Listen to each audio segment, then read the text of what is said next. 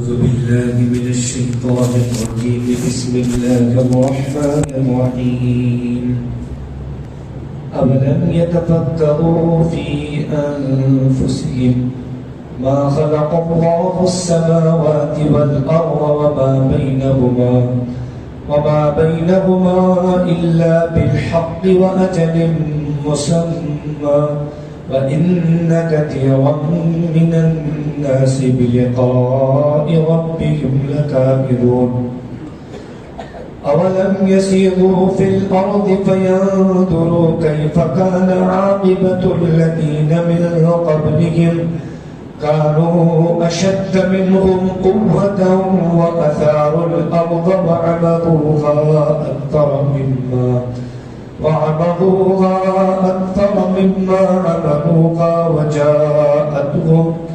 وجاءتهم رسلهم بالبينات فما كان الله ليظلمهم ولكن كانوا أنفسهم يظلمون.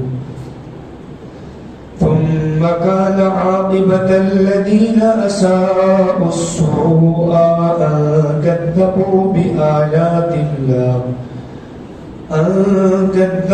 بآيات الله وما كانوا بها يستهزئون. صدق الله مولانا العظيم.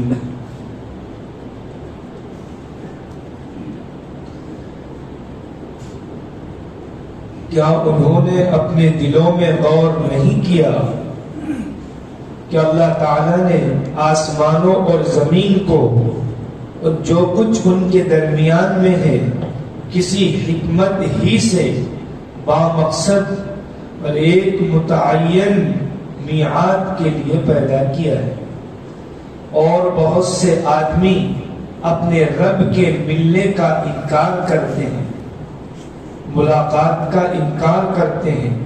کیا یہ لوگ زمین میں نہیں چلتے پھرتے جس میں دیکھتے بھاگتے کہ جو لوگ ان سے پہلے گزر چکے ہیں ان کا انجام کیا ہوگا، اور ان سے قوت میں بھی بڑے ہوئے تھے اور انہوں نے زمین کو بویا جوتا تھا اور جتنا انہوں نے اس کو آباد کر رکھا ہے اس سے زیادہ انہوں نے اس کو آباد کیا، اور ان کے پاس بھی ان کے پیغمبر معجزے لے کر آئے تھے. سو اللہ ایسا نہ تھا کہ ان پر ظلم کرتا، لیکن وہ تو خود ہی اپنی جانوں پر ظلم کر رہے تھے. پھر ایسے لوگوں کا انجام جنہوں نے برا کام کیا تھا برا ہی ہوا، اس وجہ سے کہ انہوں نے اللہ تعالی کی آیتوں کو جھٹلایا تھا اور ان کی ہنسی اڑاتے تھے. آپ حضرات کے سامنے گزشتہ جمعہ سورہ روم کی آیت نمبر 7 تک تفسیر ہوئی تھی، جس کے اندر یہ باتیں آئی تھی کہ اللہ تعالیٰ نے قرآن پاک کی حقانیت کو ثابت کرنے کے لیے کہ قرآن ایک سچی کتاب ہے اور اللہ کی طرف سے اتاری گئی ہے، یہ بات ثابت کرنے کے لیے اس وقت کی 2 سپر پاور حکومتیں تھیں، ایک روم کی اور ایک فارس یعنی ایران کی، اور دونوں کے درمیان آپس میں جنگیں ہوتی رہتی تھی. روم والے عیسائی تھے جو مسلمانوں کے بارے میں نرم گوشہ رکھتے تھے، اور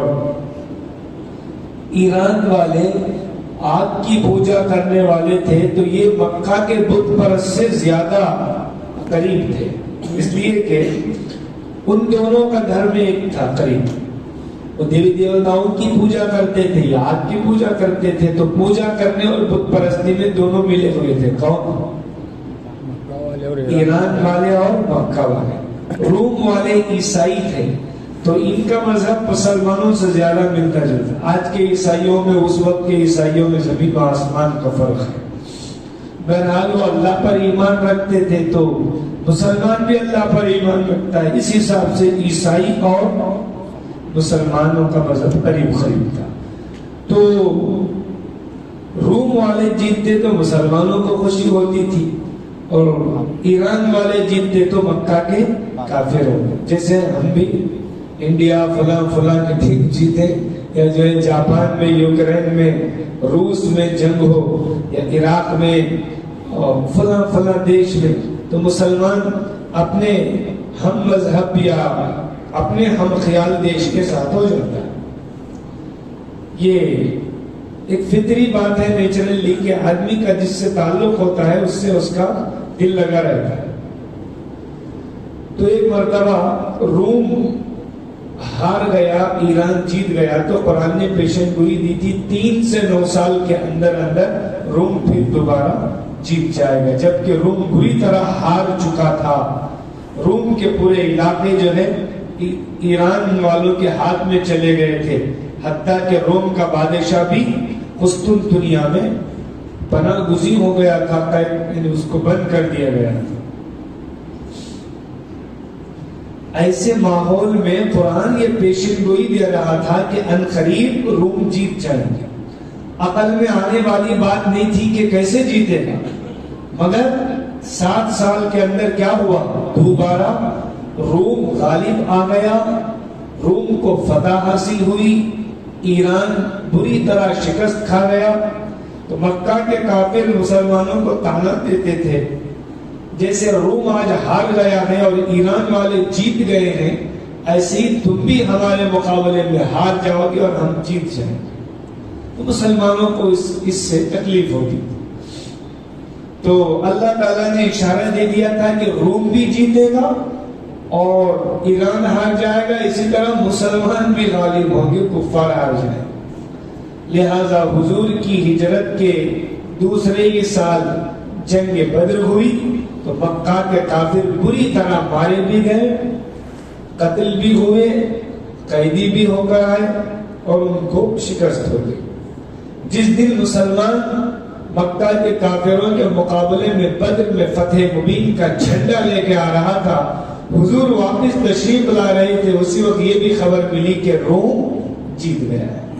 تو ایک ساتھ 2 خوشیاں مسلمانوں کو. اس سے دونوں کی جنگ بتانا یہ دوسرے نمبر پر. پہلے نمبر پر یہ بتانا ہے کہ قرآن اللہ کی کتاب ہے, سچی کتاب ہے, اور اس کی بتائی ہوئی بات جھوٹی نہیں ہوگی. پیشن گوئی کہتے ہیں کسی واقعے کے پیش آنے سے پہلے ہی بتا دینا کہ اتنے سالوں کے بعد یہ واقعہ ہوگا, جیسے قیامت کے قریب یہ ہوگا, جیسے حضور نے بتایا قیامت کے قریب یہ ہوگا, یہ ہوگا, یہ ہوگا, حضرت مہدی آئیں گے, حضرت عیسیٰ آئیں گے, دجال نکلے گا, یاجوج ماجوج نکلیں گے, سورج جو ہے مغرب سے طلوع ہوگا. یہ سب چیزیں اس کو کیا کہتے ہیں, پیشن گوئی. پیشن گوئی کا مطلب واقعہ ہونے سے پہلے اس کی اطلاع دے دینا, اس کی خبر دے دینا. بھویش بولنا اسی طریقے سے زندگی کے بارے میں فعال وغیرہ بولنا آج کے زمانے میں یہ بھی ہے, لیکن یہ سب جو بوکس بنڈل اور جھوٹ ہے. ایک سوامی جی نے پیشن گوئی دی تھی کہ 2012-13 تک 20 تک دنیا ڈوب جائے گی, آج 23 ہے دنیا چل رہی ہے. یہ سب جو بوکس چیز ہے. نبی کی بات ایسے نہیں ہوتی, پتھر کی لکیر ہو کر رہی ہو کر رہی. کوئی مائی کا لال جھٹلا نہیں سکتا. لیکن یہ جو سوامی رشی آج کل فال کھولنے والے بہت سے مجاور بھی بیٹھے ہوئے ہیں, غالب بھی نہیں آتا, با بھی نہیں آتا, فال کھولیں گے بولے 10 سال کے اندر تو کروڑ پتی بن جاتا. آج بھی فقیری چاہیے بھائی سے جو بیکار قسم کی باتیں جن کا کوئی تعلق نہیں. اللہ والے جو ہوتے ہیں ان کی زبان کا اثر ہوتا ہے. اللہ کے نیک بندے, متقی, پرہیزگار, کبھی ان کی زبان سے کوئی بات نکل جاتی ہے تو اللہ اس کو پورا کرتا ہے. چور چل کے جو دوسروں کو بھوش بولتے ہیں, فٹ پاتھ پہ بیٹھے ہیں, اتنا ہی ان کے پاس اگر علم اور طاقت ہے تو یہ خود اپنا بھوشیہ کیوں نہیں بنائے؟ فٹ پاتھ پہ کیوں بیٹھے ہوئے؟ بہت سال پہلے دھڑے سگور کے اندر ایک جادوگر کا ایک کرتب تھا. ایک باکس کے اندر جو ہے ایک کالی مورتی رکھا ہے دیوی کی، تو اس کو بند کر کے منتر پڑتا ہے، کھول کے پیسے نکالتا ہے 10 20 دیوی سرگاڑی منتر ماڑ کھیلے. اس کے بعد جو 10 روپے نکلے، وہ اتنے پیسے آتے، وہ سو بھرنے کے بعد کرتب دکھا کے پھر پورے لوگ وہاں سے پیسے مانگ رہے. اگر اسے ویسا پیسے آتے تو وہ دیوی سرگاڑی سے نکال سکتا ہے کہ پیسے ہمارے پاس نہیں ملے گا. سب بوکس بنڈل بیکار ہے. تو نبی کی پیشن گوئی بالکل صحیح ہوتی، یہ بات ثابت ہوگی. آج کے اس میں 2 باتیں اللہ تعالیٰ فرما رہے ہیں. پہلی چیز، قرآن سچی کتاب، یہ تو اللہ نے بتا دیا. دوسرا یہ فرما رہے ہیں آخرت برحق ہے، اس سے انسان کیوں غفلت برتتا ہے، یہ اللہ تعالیٰ سمجھا رہے ہیں. پھر سارے انسانوں کو غور کرنے کی دعوت دے رہے ہیں کہ ذرا تم غور کرو. 2 اعتبار سے غور کرنے کی اللہ تعالیٰ نے اس میں تعلیم فرمائی ہے، رہنمائی فرمائی ہے. پہلی چیز کیا ہے کہ انسان اپنے دل میں کیوں غور نہیں کرتا ہے کہ دنیا کی کوئی چیز بھی بے مقصد پیدا نہیں کی گئی.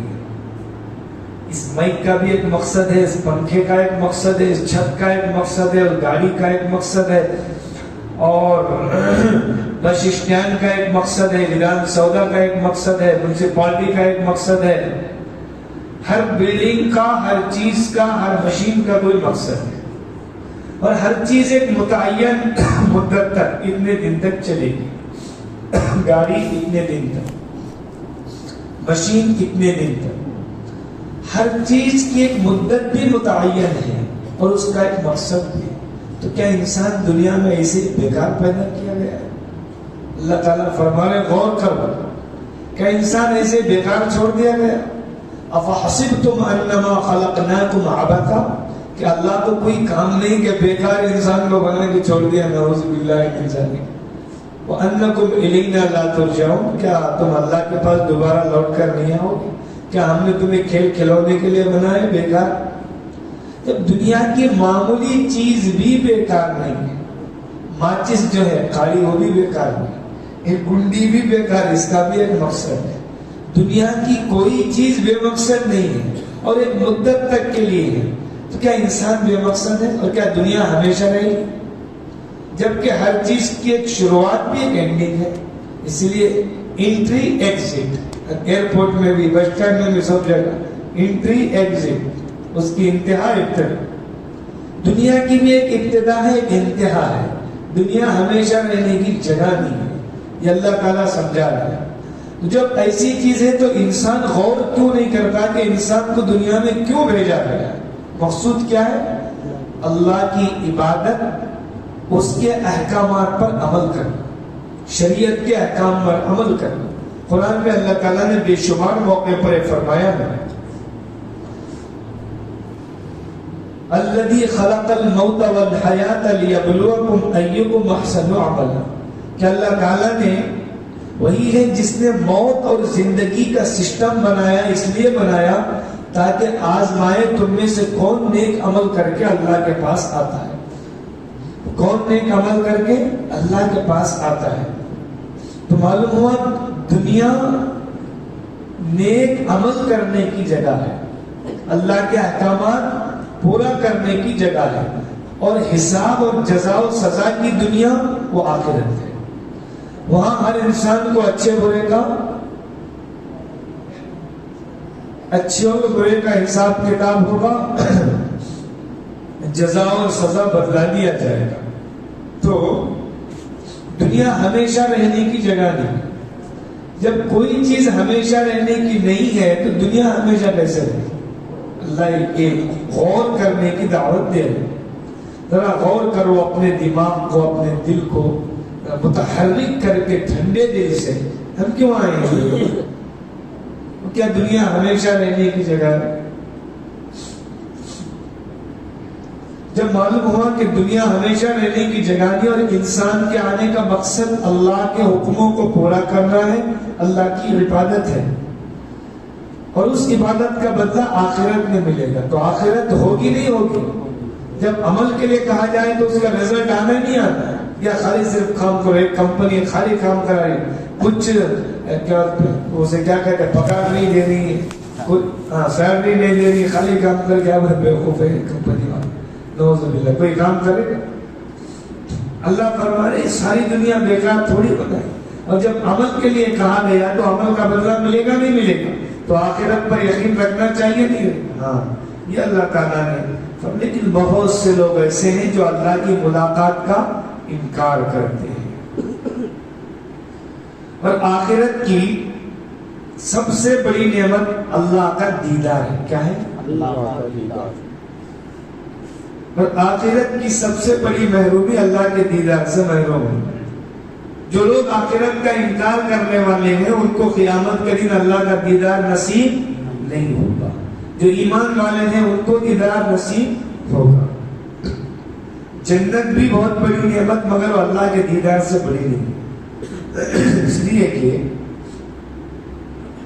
جس اللہ نے پوری دنیا کو بنایا ہے، پھولوں کے اندر خوشبو، جس اللہ نے پھولوں میں خوشبو پیدا کی ہے اور پھلوں میں مٹھاس پیدا کی ہے، چاند میں ٹھنڈی روشنی، سورج میں گرم روشنی، ہرے ہرے پتے، الگ الگ ذائقے کے پھل، اور پھر لال، پیلے، اودے، ہرے، ہر طرح کے قسم کے پھول، بوٹے اللہ تعالیٰ نے پیدا کیے ہیں۔ یہ سب اللہ تعالیٰ کی خوبصورتی کا مظہر ہے جو اللہ تعالیٰ نے دنیا میں بنایا۔ اب اللہ تعالیٰ کیسے ہوں گے جس نے ان سب کے اندر ایسی خوبصورتی ڈالی؟ نوجوان انسان جو ہے کہ خوبصورت لڑکی نظر آئے تو اس کو گھور کے دیکھنے لگتا ہے کیا اسمارٹ عورت ہے، اور کیا بہترین ہے، اگر کہیں سے نمبر مل جائے تو میسج کرنے کے لیے آدمی جو ہے بہت غور سے دیکھتا، خاص طور پر اسکول کالج میں پڑھنے والے۔ آج تو موبائل آ گیا، کوئی ذرا سا میک اپ کر کے ڈپلیکیٹ عورت بھی چلے تو واہ واہ واہ کیا اسمارٹ چیز ہے، دنیا کی عورت۔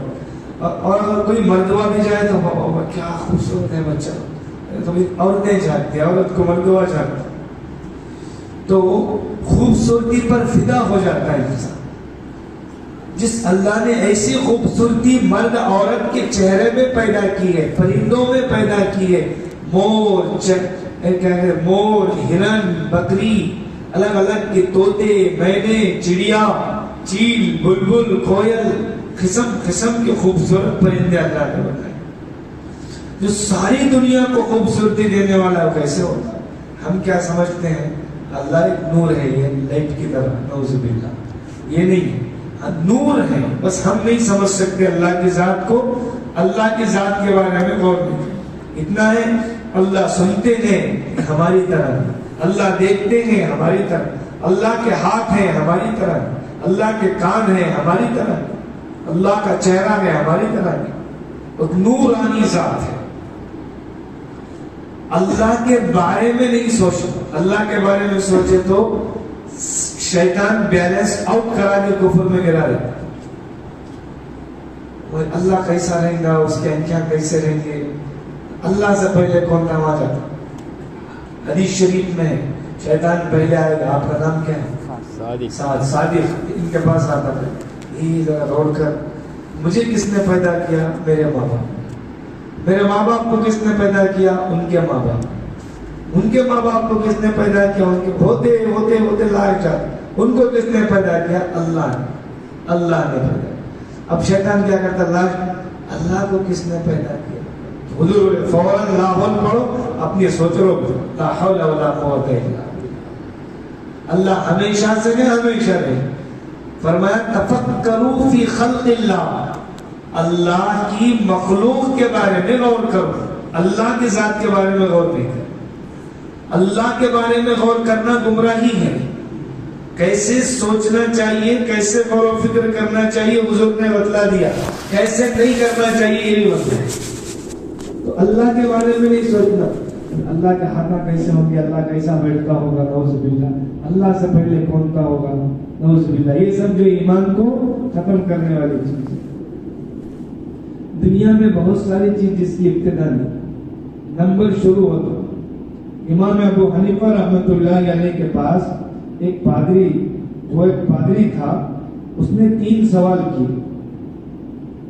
جو شخص بھی میرے 3 سوالوں کا جواب دے گا میں اس کا مذہب قبول کروں گا. پہلا سوال کیا بولا؟ اللہ کا رخ کدھر ہے؟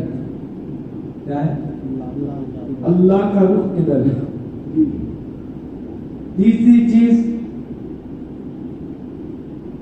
اللہ سے پہلے کون تھا؟ اس وقت اللہ کیا کر رہا ہے؟ 3 سوال. کیا اللہ سے پہلے کون تھا، اللہ کا رخ کدھر ہے، اس وقت اللہ کیا کر رہا ہے؟ بڑے علماء جواب نہیں دے سکتے. یہ کیا عجیب و غریب سوال ہے، آؤٹ آف سروس سوال ہے، آؤٹ آف مائنڈ. جواب کون دے؟ تو اس وقت امام ابو حنیفہ رحمۃ اللہ علیہ جو ہمارے امام ہیں بہت نوجوان تھے. وہ جو ہے ان کے والد کے ساتھ دیکھنے آئے تھے تماشا. پورے انگلش میں بول رہا تھا عیسائی پادری. حضرت نہیں کہتے کہ کون نہیں بولتے، فوراً کھڑے ہوئے میں اس کا جواب دوں گا. ان کے ابا بولے بڑے علماء نہیں دے رہے، آپ کیا چپ چپ یہ نہیں اتنے بڑے بڑے علماء کرام یہ نہیں دے رہے تو وہاں سے یہ نہیں. پھر بولتا کون جواب دے گا؟ میں دوں گا جواب. ارے چپٹ بولتا ابا یہ ابا اس کا جواب دے دوں گے. خیر دوسرے دن تک وہ ٹھیک ہے اب نہیں دوں گا اور کل دوں گا. میں انہیں بھی کل کا وعدہ کریں، کل تک جواب دوں. ٹھیک ہے کل جواب دوں. امام صاحب رحمۃ اللہ علیہ بولتے ہیں کہ میں آپ کا جواب ضرور دوں گا مگر میری بھی ایک شرط ہے. کیا؟ جس طرح آج آپ اوپر بیٹھ کر سوال کر رہے اسٹیج پر کرسی پر، کل آپ نیچے کھڑے ہو کر سوال کریں اور میں اسٹیج پر بیٹھ کر جواب.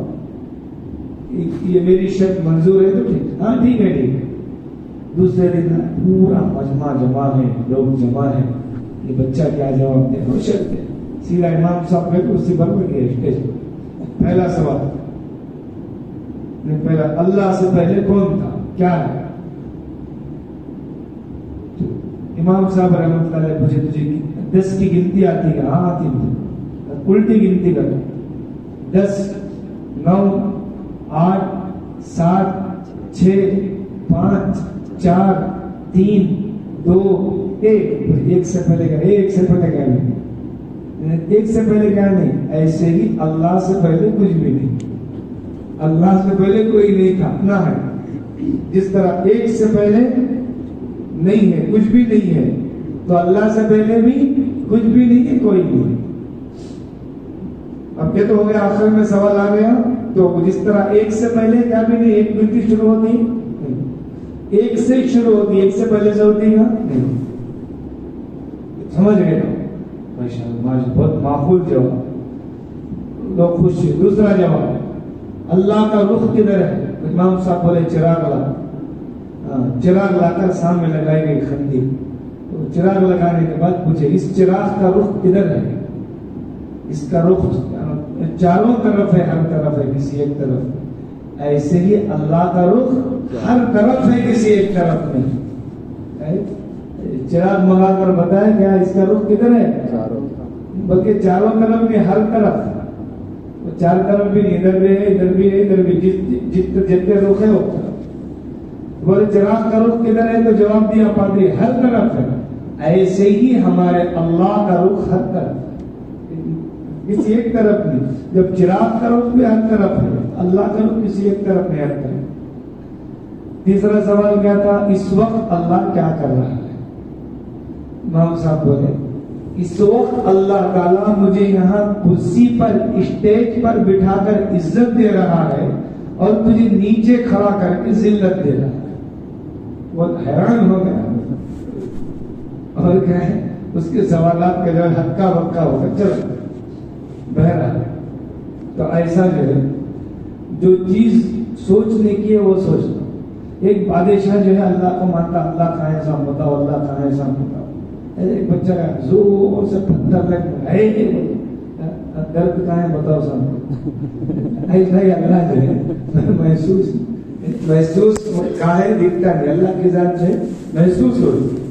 تو اللہ تعالیٰ فرما رہے اولم یتفکروا فی انفسہم، کیا یہ لوگ اپنے دلوں میں غور نہیں کرتے؟ ما خلق اللہ السماوات والارض وما بینہما الا بالحق، کہ اللہ تعالیٰ نے آسمانوں اور زمین کو جو کچھ ان کے درمیان میں ہے بیکار نہیں پیدا کیا، کسی حکمت ہی سے پیدا کیا. وَأَجَلٍ مُّسَمَّى، اور ایک متعین مدت تک پیدا کیا. پھر دنیا ختم ہوگی، پھر آخرت شروع ہوگی. یہ انسان کو اللہ تعالیٰ بیکار نہیں پیدا کیا، ایک مقصد کے لیے پیدا کیا. مقصد کیا ہے اس کا؟ اللہ کی عبادت اور اللہ کی پہچان. وَإِنَّ كَثِيرًا مِّنَ النَّاسِ بِلِقَاءِ رَبِّهِمْ لَكَافِرُونَ، مگر بہت سارے لوگ اور بہت سے آدمی اپنے رب کے ملنے کا منکر ہیں. اللہ تعالیٰ سے ملاقات ہوگی اس کا انکار کرتے ہیں حشر میں، اسی لیے کافروں کا اللہ کا دیدار نہیں ہوگا، ایمان والوں کو.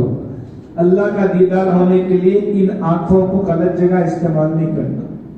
یہ موبائل ہمارے ہاتھ میں ہے، رات میں بند کمرہ ہے، اوڑھنا اوڑھ لیے ہیں، کوئی دیکھنے والا نہیں، ماں باپ بھی سو گئے مگر اللہ دیکھ رہا ہے، فرشتے دکھ رہے ہیں. اچانک اللہ آنکھوں کو بند کر دے تو اس گندگی کی وجہ سے اللہ تعالیٰ اچانک کانوں کو بہرا کر دے، اچانک منہ زبان کھینچ لے تو اللہ کو کون روک سکتا؟ اس لیے اپنی نظر کی آنکھ کی حفاظت کرنا چاہیے. جتنی آنکھوں کی حفاظت ہوگی دل صاف رہے گا، اللہ کی عبادت کی لذت دل میں آئے گی. آج 80% مسلمانوں کی عبادت میں لذت نہ ہونے کی دو بنیادی وجہ، ایک حرام کھانا، دوسرا نظر کی حفاظت نہ کرنا. یہ موبائل آ کر تو ستیاناش کر دیا. ایک اچھا کا بہترین بیان سن رہے ہیں، بیچ میں ایسی خراب تصویر آئی ہے، اللہ حفاظت. اور جو آدمی جس کے دل میں اللہ کا خوف ہے نظر ہٹا کے بچ جائے گا، جو نہیں بچے گا پھنس جائے گا. حضور نے فرمایا اچانک پڑنے والی نظر تو معاف ہے، دوبارہ پڑے گی تو معاف ہے. لیکن کون بچہ ایک مرتبہ پڑھنے کے بعد نفس مائر ہو گیا تو اور گھس کے زندگی برباد.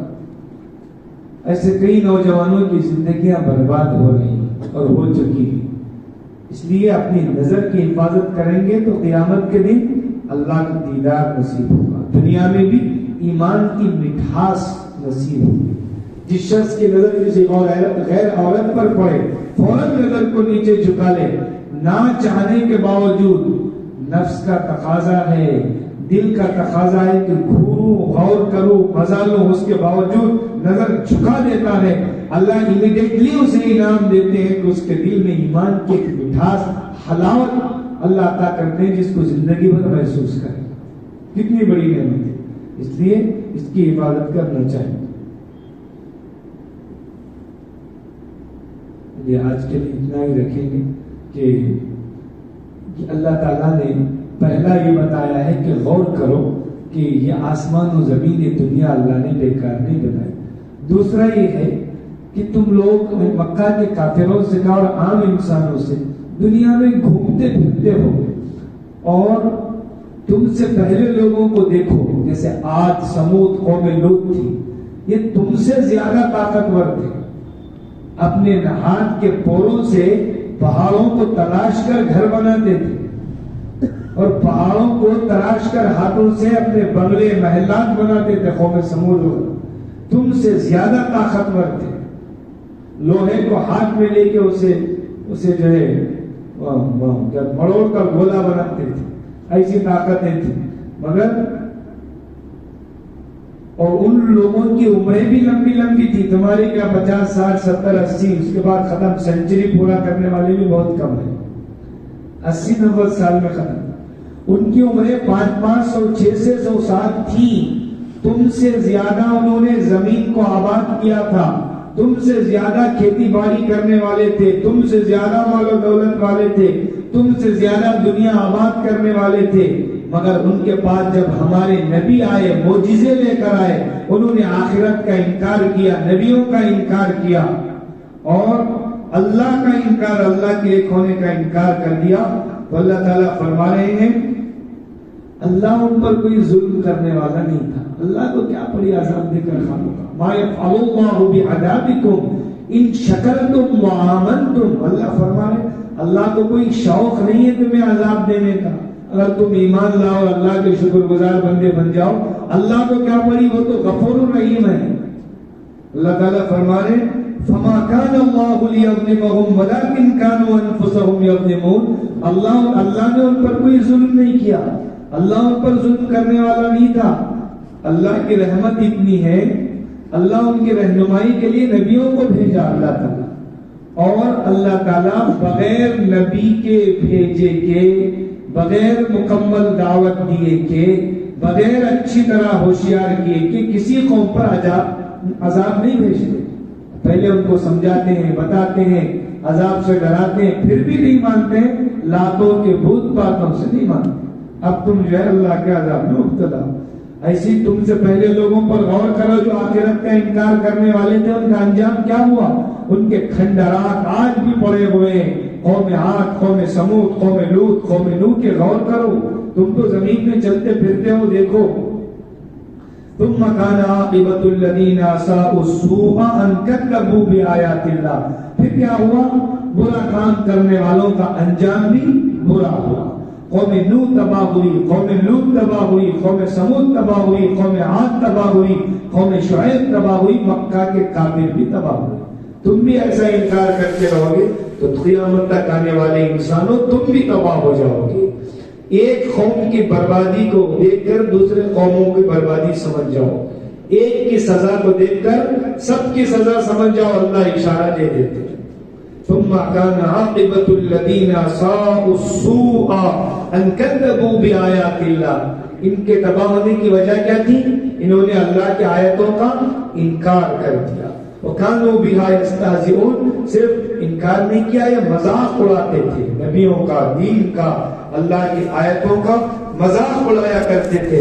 اس لیے یہ تباہ و برباد ہو گئے. تو اس آیت کا پیغام یہ ان آیتوں کا کہ ہم دنیا کی بنائی ہوئی, اللہ کی بنائی ہوئی چیزوں کو دیکھ کر غور کریں اور یہ احساس پیدا کریں کہ ہم دنیا میں کیوں آئے ہیں. ہمیں جانا ہے اللہ کے پاس, وہاں جواب دینا ہے, حساب کتاب ہوگا. اس لیے نیک اعمال کریں. پھر دوسرا, جو ہم سے پہلے قومیں گزری, ہم کیا دنیا جانتے, اس سے زیادہ دنیا ان کے پاس تھی. ہمارے پاس کیا دولت ہے, اس سے زیادہ ان کے پاس دولت تھی. اور ہمارے پاس کیا عمریں, ان سے زیادہ لمبی لمبی عمریں تھی. وہ چلے گئے تو ان کا حشر برا ہوا برائی کی وجہ سے. اگر تم بھی یہی کام کرو گے تو یہی ہوگا. اس لیے اللہ تعالیٰ سے ہمیشہ پناہ مانگنا چاہیے, معافی مانگنا چاہیے, اور اس طرح کی برائیوں سے دور رہنے کی کوشش کرنا چاہیے. اللہ تعالیٰ ہم تمام کو کہنے سننے سے زیادہ عمل کی توفیق عطا فرمائے. اللهم لك الحمد كما ينبغي لجلال وجهك وعظيم سلطانك. جزا الله عنا محمدا واهله صلى الله عليه وسلم. لا اله الا انت سبحانك اني كنت من الظالمين. اللهم فقهنا في الدين وعلمنا القرآن الحكيم. اللهم إنا نسألك التوفيق لمحابك من الأعمال وصدق التوكل عليك وحسن الظن بك. صلى الله تعالى على خير خلقه سيدنا محمد وعلى آله وصحبه أجمعين. بتفسير